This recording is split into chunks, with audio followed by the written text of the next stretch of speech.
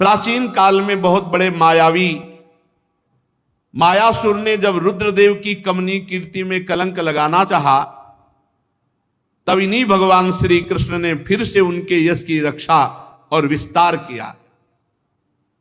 राजा युधिष्ठिर जी ने पूछा, नारद जी, मैं दानव किस कार्य में जगदीश्वर भगवान शंकर का यश नष्ट करना चाहता था और भगवान श्री कृष्ण ने किस प्रकार उनके यश की रक्षा की, आप कृपा करके बतलाइए।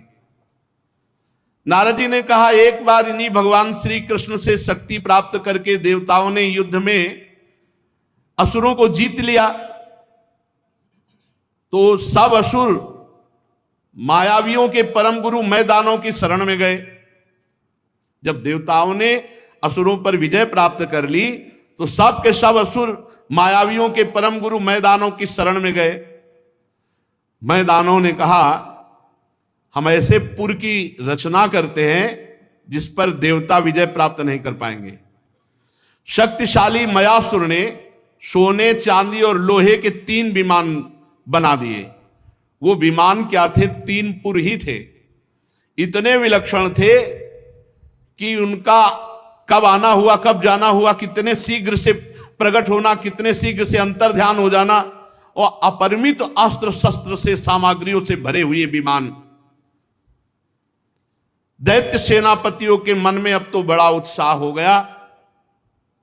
मायासुर ने जो 3 पुरों की रचना की, लोकपतियों के प्रति वैर भाव था ही, उनकी याद करके तीनों विमानों के द्वारा वे छिपे रहकर सब लोगों का संहार करने लगे। जब देखा कि मारने वाला कौन है दिखाई ही नहीं दे रहा है, तीनों पुर बिजली की तरह यहां से वहां से वहां अस्त्र शस्त्रों की वर्षा, प्रजा का नाश। अब सब लोकपाल भगवान शंकर की शरण में गए, प्रार्थना की कि प्रभु, हम सब का विनाश हो रहा है, आप ही रक्षा कर सकते हो। त्रिपुर में रहने वाले असुर हमारा नाश कर रहे हैं, देवादिदेव महादेव आप हमारी रक्षा कीजिए। उनकी प्रार्थना सुनकर के भगवान शंकर ने कृपापूर्ण शब्दों में कहा, डरो मत, और अपने धनुष पर बाण चढ़ाकर तीनों पुरों पर छोड़ दिया। उनके बाण से सूर्यमंडल से निकलने वाली किरणों के समान बहुत से, एक बाण से करोड़ों असंख्यों बाण प्रकट हो गए, और आग की लपटें निकल रही थी उन बाणों से। अब तीनों पुरों का दिखना बंद हो गया। विमानवासी जितने भी असुर थे सब निष्प्राण होकर पृथ्वी पर गिरने लगे।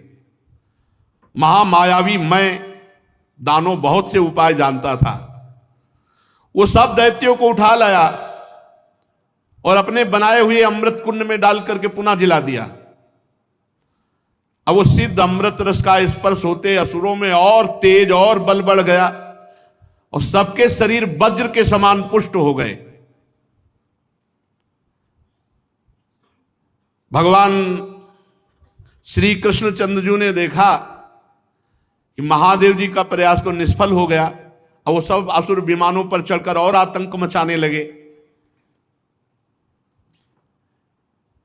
भगवान श्री विष्णु जी को प्रेरित किया, वो गौ बन गए और ब्रह्मा जी बछड़ा बन गए, और दोनों मध्याह्न के समय उन तीनों पुर में गए जहां अमृत के कुंड थे, जिनमें दैत्यों को जिलाया था। सारा का सारा अमृत पी गए। भगवान विष्णु गौ बने और ब्रह्मा जी बछड़ा बने, और जो त्रिपुर में अमृत कुंड था उसको जाकर के पी गए।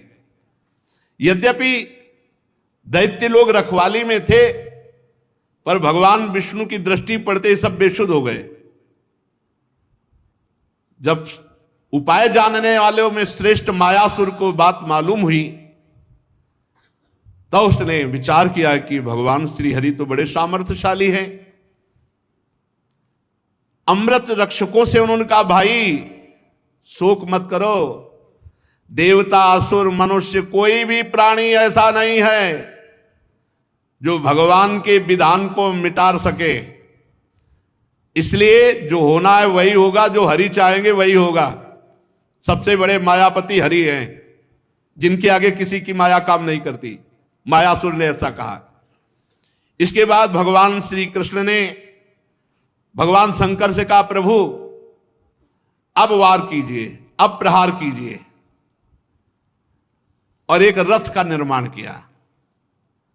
धर्म को साक्षात रथ, ज्ञान को सारथी, वैराग्य को ध्वजा, ऐश्वर्य को घोड़े, तपस्या को धनुष, विद्या को कवच, क्रिया को बाण और अन्यान्य शक्ति अन्यान्य वस्तुओं का निर्माण किया।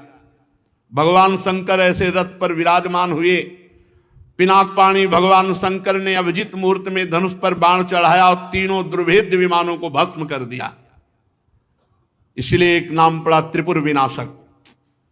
उसी समय स्वर्ग में दुंदुबिया बजने लगी। देवता ऋषि लोग देवादिदेव महादेव जी के ऊपर पुष्पों की वर्षा करने लगे।